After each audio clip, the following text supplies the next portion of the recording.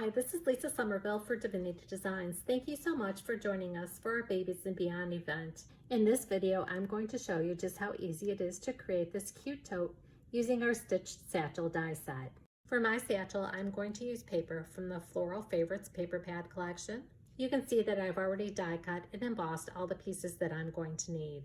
If you're using the purse side layers, add those to the purse side, fold on the score lines, and then add score tape to all the tabs.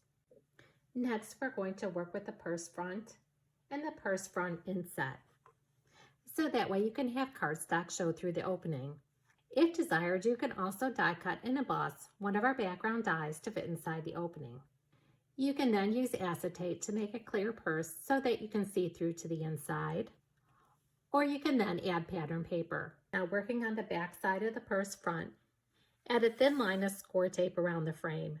Remove the backing from the score tape and attach your pattern paper. Then fold on the score lines of both the purse back and the purse front. Now we're going to attach the purse front to the purse back. I placed score tape on the bottom of the purse front.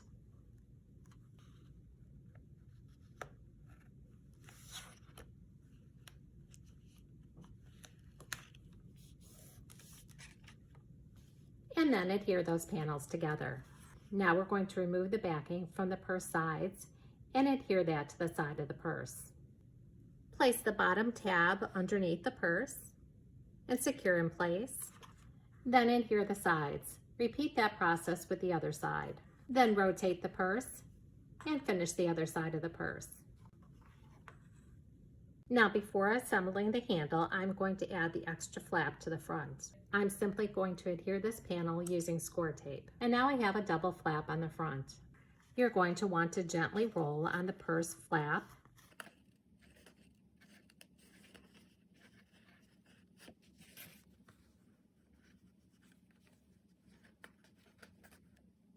That way it can be secured using a Velcro dot.